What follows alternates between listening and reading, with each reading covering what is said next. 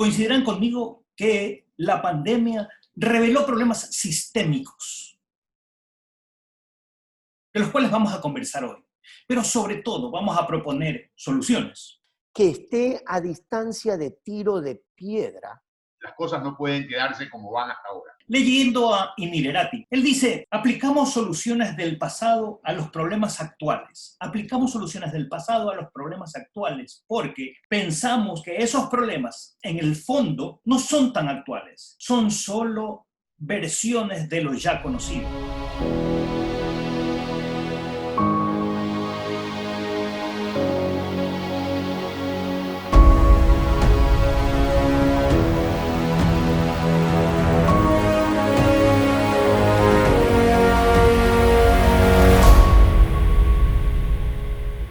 Del que se empieza a hablar y se ha generado opinión en redes sociales, en entrevistas radiales, en editoriales, es federalismo.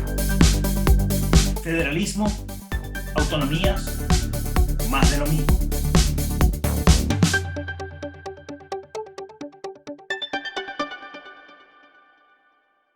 Pero, ¿qué es esto de federalismo? Conversaba con el doctor Andrés Ortiz y él me decía, es una forma de distribuir el poder de una manera más horizontal. No solamente llevar al gobierno hacia las ciudades,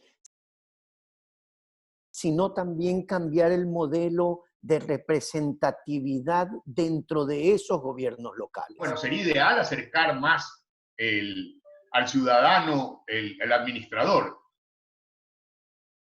Pero quizás eso es más utópico. De manera reduccionista, pongámoslo así. Hay para esta conversación dos tipos de Estado, el unitario y el federal. Hablemos del unitario, por ejemplo, el ecuatoriano. El Estado ecuatoriano es un Estado unitario. Eso significa que es como un triángulo. Imaginen un triángulo cuyo vértice superior decanta las instrucciones a la base. En un Estado federal, imaginen más que una figura geométrica, un entrelazado de redes. Ahora bien, en Ecuador este paso de Estado unitario a Estado federal ya se ha dado, porque la Constitución de Montecristi sí prevé la transferencia de algunas competencias. Entonces, yo no sé si federalismo es la solución, autonomía u otra.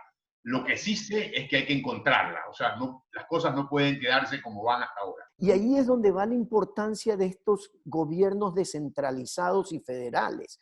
Y es que no podemos pretender que un ministro de salud, venga de donde venga, esté ubicado donde esté ubicado, pretenda saber mejor dónde debe de estar un hospital que el concejal de esa parroquia. Cuando COVID ataca a Guayaquil y los guayaquileños y los guayacenses somos acusados de desordenados, de que la pandemia nos golpea más por el tipo de vida que llevamos y por el desorden, eso se estrella contra una realidad distinta cuando tú ves cuánto le asigna el gobierno central a salud en una provincia como Guayas, que es la provincia más poblada del Ecuador.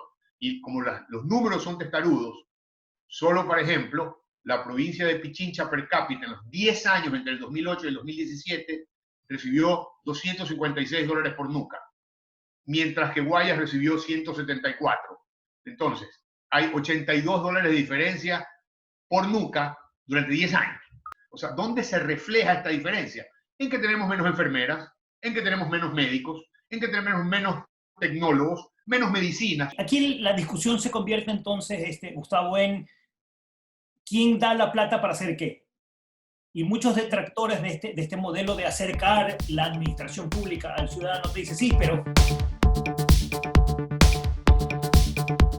tiene ciertas ciudades, que es una realidad, tiene ciertas ciudades que no generan, por ejemplo, lo que genera Guayaquil, que debieran de una u otra manera ser subsidiadas por ciudades que sí generan lo que genera, por ejemplo, Guayaquil.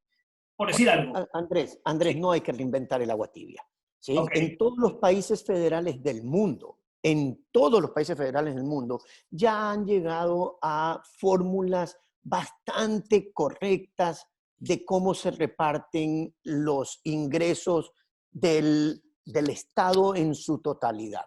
¿Sí? Definitivamente tú tienes ciudades o provincias que generan más que otras y por lo tanto parte de esos tributos deben de ir a un fondo común que ayude a incentivar las falencias de otras. Pero cuando tú revisas los números de Semplades, este es un estudio que hizo el matemático Ilgor, por ejemplo, turismo, en estos 10 años estudiado, la inversión del Estado fue 233 millones de dólares. El per cápita para Pichincha fue 44, mientras que Paraguay fue 3.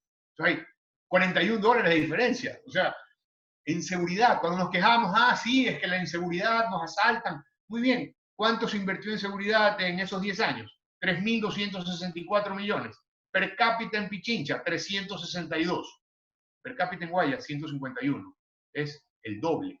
Entonces, claro, es que están los ministros y necesitan seguridad. Sí, pero nuestros administradores, nuestros prefectos, hoy cuestionados, nuestra alcaldesa, que es vehemente, debería reclamar, pues, que le den los recursos necesarios.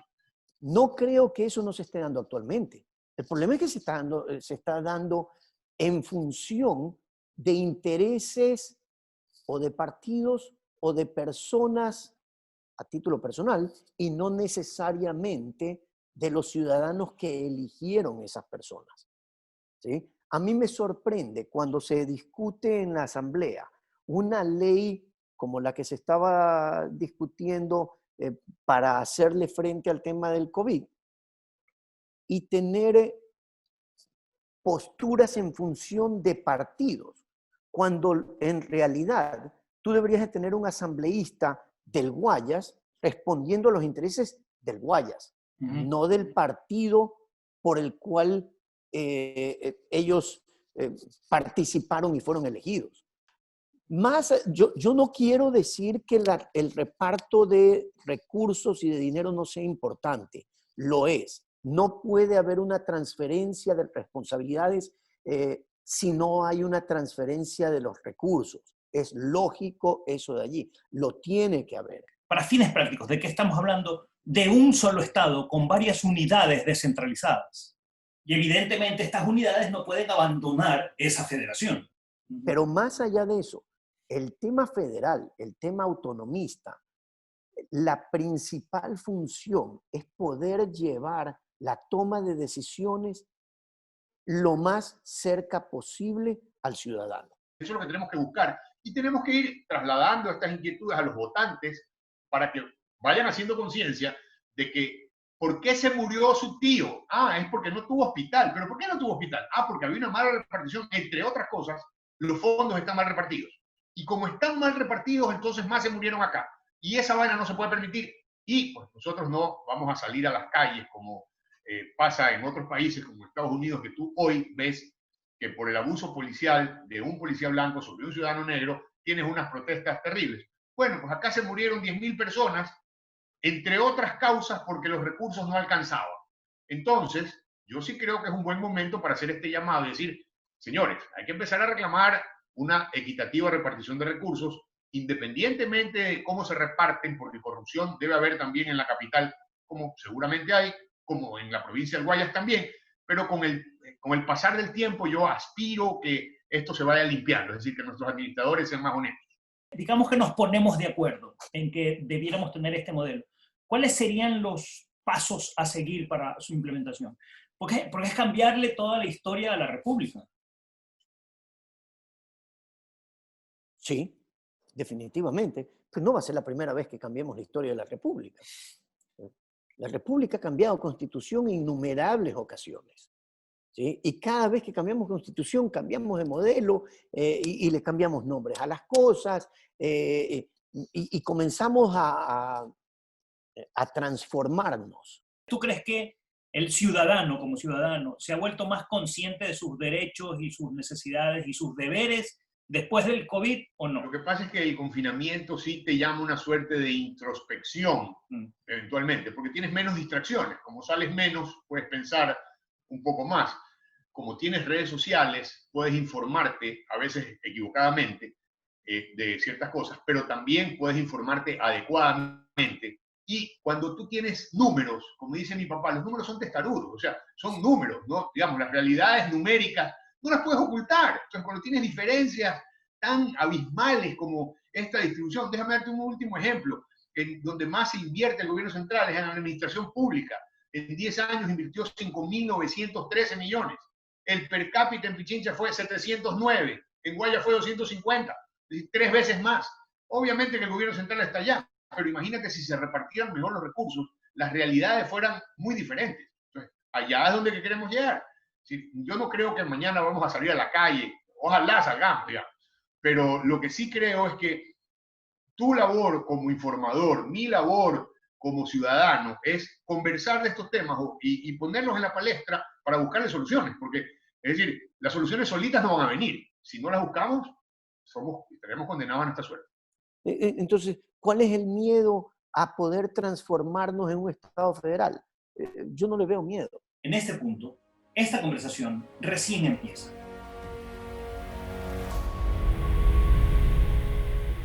Finalmente, quiero invitarlos a que se suscriban a Bank. Cada viernes un nuevo episodio.